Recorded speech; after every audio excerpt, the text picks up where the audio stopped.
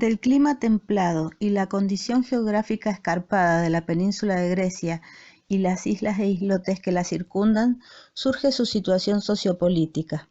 Antiguamente eran refugios de marinos que comerciaban y acumulaban en los asentamientos costeros. De la civilización minoica conocemos a Creta, ya que predominaba sobre el resto y se observa el esplendor que quedó de ella en la arquitectura, escultura y pintura.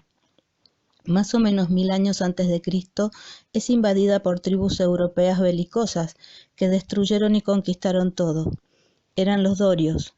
Las crónicas de este momento histórico son los poemas homéricos, y los invasores serían las tribus griegas.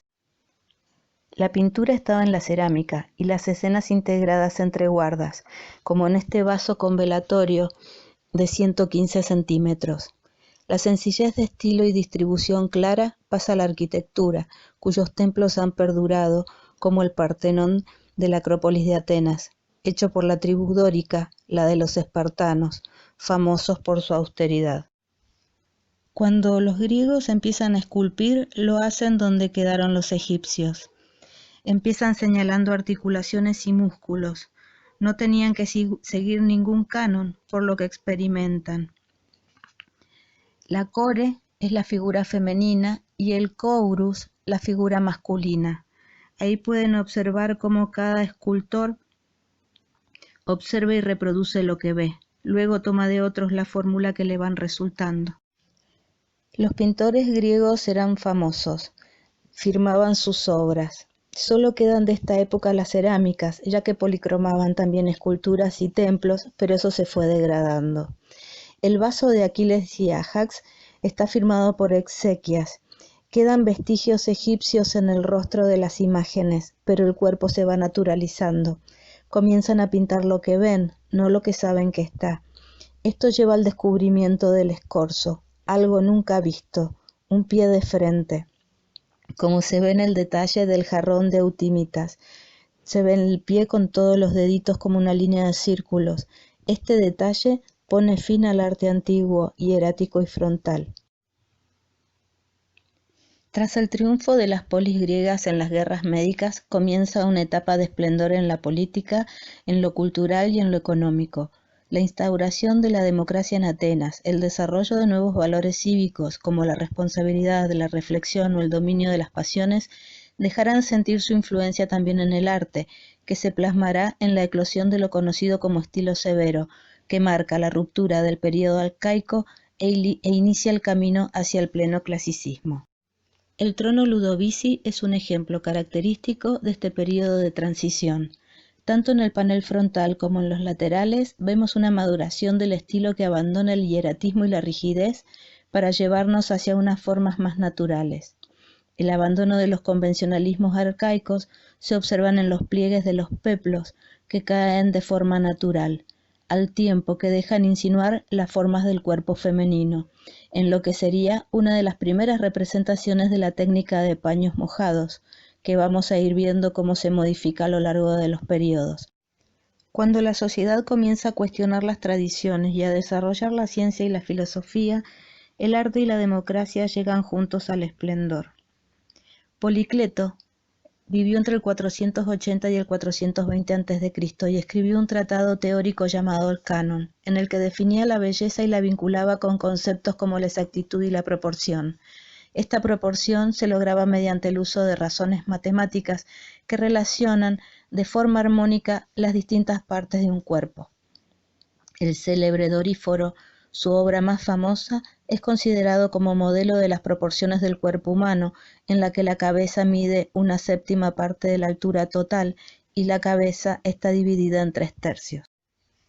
Luego de las guerras médicas, Pericles hizo reconstruir el Partenón. Le pidió a Ictinio los planos y a Fidias las esculturas. Ahora fue de mármol, no de madera como en la antigüedad.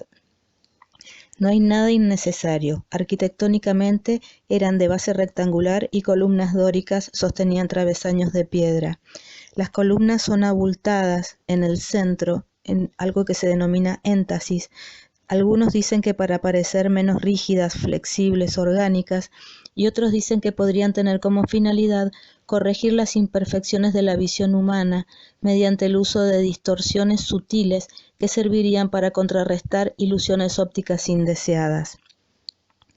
Son grandes, pero no monumentales. Fidias y su taller fueron los encargados de decorar el Partenón. Estas decoraciones tienen un canon proporcionado, un tratamiento psicológico en la que cada personaje es diferente, expresiones serenas y físicos sólidos y redondeados, técnica de paños mojados y diferentes posiciones con varias esculturas. El idealismo y el naturalismo se observan en estas escenas, las cuales son principalmente mitológicas y también hay de la guerra de Troya. Se encuentran decorados los tímpanos, metopas y frisos, algunos con altos y otros con bajo relieve. Fidias le dio al pueblo griego una nueva concepción de la divinidad, no mágica ni atemorizante, sino bella. Mirón se cree que fue contemporáneo de Fidias. Se han encontrado varias copias del discóbolo. La imagen es tan natural que los atletas tratan de imitarlo, lo que se les dificulta, ya que no tienen en cuenta que Mirón no se basó en la anatomía literal, sino que posicionó al atleta como los egipcios, tronco de frente, piernas y brazos de perfil. Las manos nos vuelven al naturalismo, lo que hace a todo el conjunto naturalista.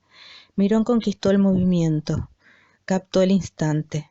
Sócrates recomendaba a los artistas que debían tratar de retratar los movimientos del alma mediante la observación de cómo los sentimientos afectan el cuerpo en acción. La pose del cuerpo es lo que transforma cualquier representación en obra de arte. Los sofistas creen en la capacidad ilimitada del hombre de aprender, incluso la virtud.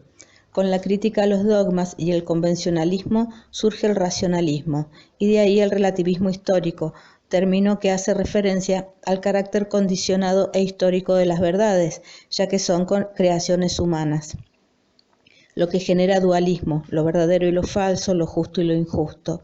Este humanismo tiende a la ilustración.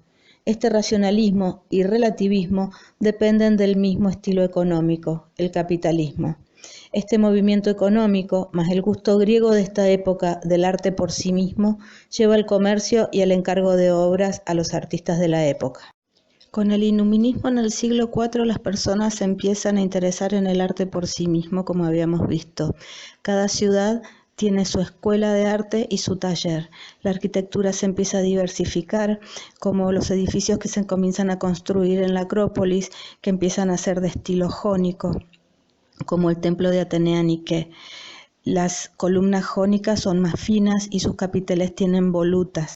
La escultura de la generación siguiente a Fidias cambió de gusto al refinamiento y la delicadeza, como se puede ver en el Erectión, el templo a Poseidón. A pesar de estar mutiladas, el artista ya domina la representación humana y la envuelve en las ropas que acompañan el movimiento, en la técnica de paños mojados. El escultor del momento fue Praxíteles y su obra máxima el Hermes con Dionisio. Desaparece la rigidez, se entiende el conocimiento de músculos y huesos, dando la impresión de un cuerpo vivo en toda su gracia y belleza. No existe en el natural ningún cuerpo vivo tan simétrico y bello como las estatuas griegas. Los escultores clásicos buscaban la perfección o la idea de la misma. Las esculturas famosas que vemos hoy son copias romanas de las obras de este período. La Venus de Milo y el Apolo de Belvedere son ideales de ambos géneros, con facciones ideales. Recién en la época de Alejandro Magno serán retratados fielmente, aunque eso suponemos, ya que no hay con qué compararlo. El imperio de Alejandro fue de gran importancia para el arte griego, ya que pasó de ser el arte solo de Grecia al de la mitad del mundo.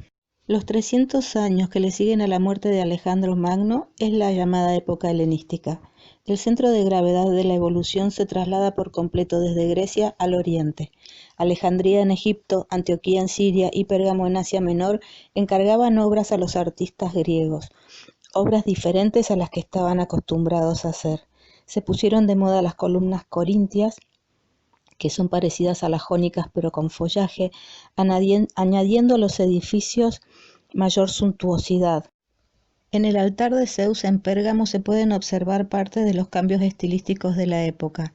Estos grupos multifiguras de estatuas fueron una innovación helenística. batallas colosales que se escapan del soporte, con posturas extravagantes y gestos teatrales. Otro ejemplo barroco es el Laocoonte, que representa un castigo divino. El escultor fue sublime, los músculos en el esfuerzo de la lucha, la cara de sufrimiento de Laocoonte logró congelar el instante del momento y del movimiento. En esta época, las personas acaudaladas coleccionan arte, copias de obras famosas. El fauno de Barberini, el pugil o el espinario son ejemplos de los cambios iconográficos que hubieron en este periodo, nuevas maneras de observar los personajes, las acciones y los gestos. Se representa la vejez en la anciana ebria, en desgracia, desdentada. El realismo le gana al concepto de belleza. El retrato también es realista. Los romanos se querían reconocer en la escultura. Ya no hay rostros idealizados como en el Séneca. La figura femenina empieza a aparecer desnuda. Se observa a la Afrodita agachada, con las telas traslúcidas, logran que la piedra dé la sensación de paños mojados. Tanto en la victoria de la Samotracia con el movimiento de los ropajes y del cuerpo, como en el hermafrodita dormido y su estatismo, se pueden observar la influencia del clasicismo. Por los libros de historia del arte antiguos se sabe que los pintores fueron famosos, y así como dijimos varias veces, policromaban todo. Copias de las pinturas helenísticas se siguen encontrando hasta el día de hoy en Pompeya, como murales y mosaicos. La época del arte helenístico es reemplazada por el predominio universal del arte romano. Cuando la aristocracia decae, surge un espíritu popular y provinciano que poco a poco desplaza a los ideales clásicos.